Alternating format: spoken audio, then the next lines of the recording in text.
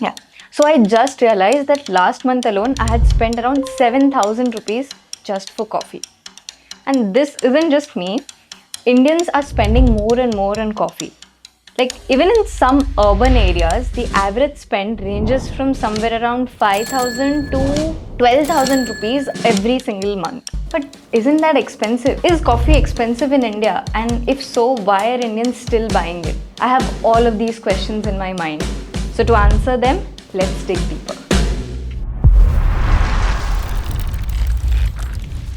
In order to understand the current coffee obsession, let's go back in time.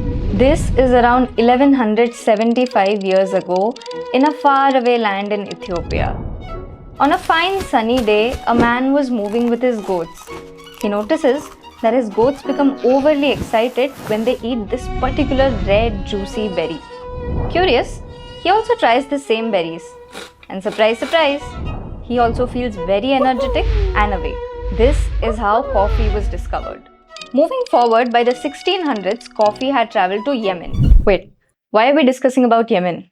This is where a very interesting story of how coffee came to India started. Let's go back again. In 1670, एक सूफी बाबा थे, बाबा बुदान, जो कि Yemen में थे for a pilgrimage. वहाँ पे उन्होंने पहली बार कॉफ़ी ट्राई किया and he was fascinated by it. लेकिन उस टाइम पे coffee was very strictly controlled. मतलब आप सिर्फ रोस्टेड या बॉइल्ड बीन्स ही ले सकते हो अपने साथ. But Baba Budan quietly smuggled raw coffee beans hidden in his beard and कपड़ों में छुपा के वो इंडिया ले आए. He planted them in the Chikmagalur hills in Karnataka. This was the very first coffee plant in India. Okay, now let's move a little forward in time. By the 1800s, British India में आ गए थे and they were planting large-scale coffee estates in places like Tamil Nadu, Kerala and Karnataka.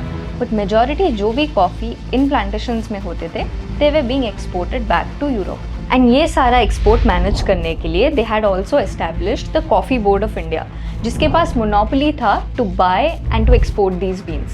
यानी कि एक farmer direct जाके किसी और को बेच नहीं सकता था. अगर उसको कॉफ़ी बीन्स देने थे तो he had to sell it to the coffee board of India. इस टाइम में coffee was sort of being considered as a luxury item and was meant only for the superior people. और at least that is what the British wanted to say. तो अभी तक local Indians coffee consume नहीं करते थे या फिर बहुत कम करते थे. तो ऐसा क्या हुआ कि कॉफी कंजम्पशन इंडिया में इतना बढ़ने लगा? Now to answer this question we need to understand two different pieces of the puzzle. The first part is coffee के साथ क्या हुआ after independence and the second is Indians का जनरल कंजम्पशन कैसे चेंज होने लगा. Okay, let us begin with the first part. Yeah so हम कहाँ पे थे? आफ्टर इंडिपेंडेंस अराउंड 1996 में कॉफी बोर्ड जो था वो टूट गया. एज अ रिजल्ट अभी फार्मर्स डायरेक्टली बायर्स को सेल कर सकते थे बीन्स. इसके वजह से बहुत सारे छोटे छोटे कॉफी हाउसेस आने लगे and this was the beginning of the coffee culture. अभी उसी साल में सीसीडी या कैफे कॉफी डे का फर्स्ट ब्रांच खुला and this introduced Indians to the cafe culture. Then in 2012, Starbucks came to India. In 2013, Blue Tokai started. In 2016, Third Wave Coffee Roasters started. And since then, there have been numerous big and small coffee brands popping in every corner of the country. Okay, let us now move to the second part of the puzzle. Let us now look at the general consumption of Indians during the same timeline.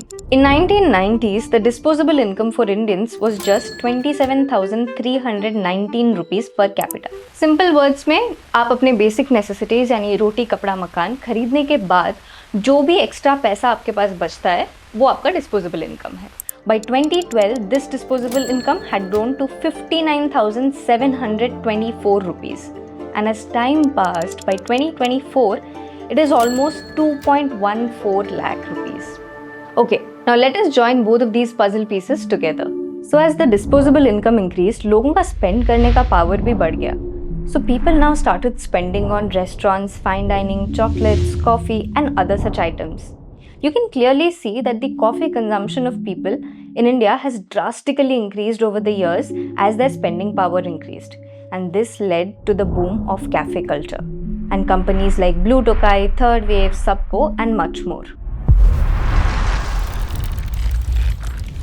ठीक है, चलो I get it कि India का overall consumption बढ़ गया तो coffee का consumption भी बढ़ गया, बट डोंट यू थिंक कि कॉफ़ी बहुत ज़्यादा डिसप्रोपोर्शनेटली बढ़ा है compare to other items?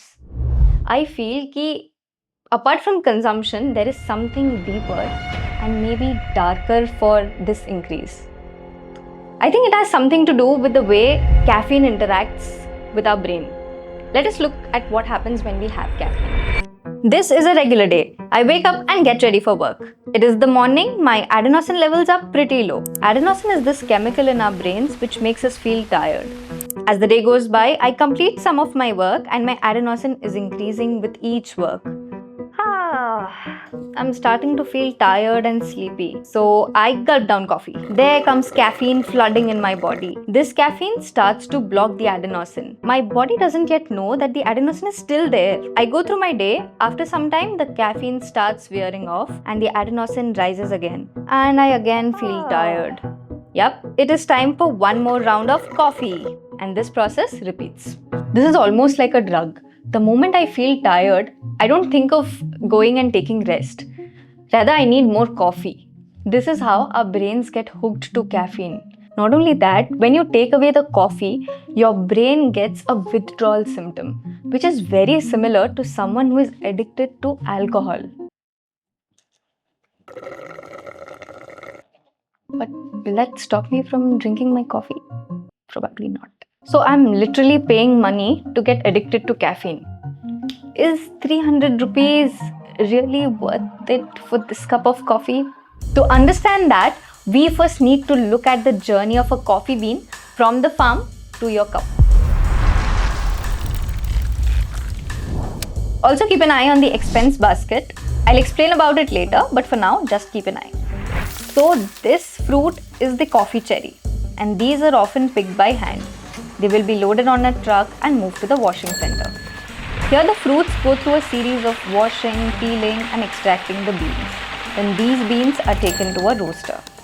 These raw beans, which look white, are then put into huge furnaces and roasted, turning these white guys into beautiful aromatic coffee beans that we know. From here they are packed, sealed and distributed in the cafes or retail spaces. And this is how we get the cup of coffee. Did you notice that at each step of the processing, the expense basket kept on increasing? Yes, because this is the cost that the company has to bear from the farm to the cup. And apart from this, there are also a lot of other costs that a cafe maybe in Delhi or Mumbai has to bear. Like for example, the rents, the electricity costs, the equipment costs, the salaries of the staff and a lot of other charges. And all of these charges come from your cup of coffee. Considering the growing coffee consumption pattern of India and drinking maybe 3 to 4 cups of coffee a day, ज़्यादा है क्या? Sorry, I drink a lot of coffee. Yeah, so considering that, 300 rupees for a cup of coffee is definitely on the expensive side. But here's something that I recently came across. Indian brands like Blue Tokai and Sabco are actually providing a 15 to 20% premium to the Indian farmers. So if my cup of coffee can contribute a little bit to bring a smile on the faces of our farmers, whatever little the contribution is, I'm okay with paying a little bit of premium.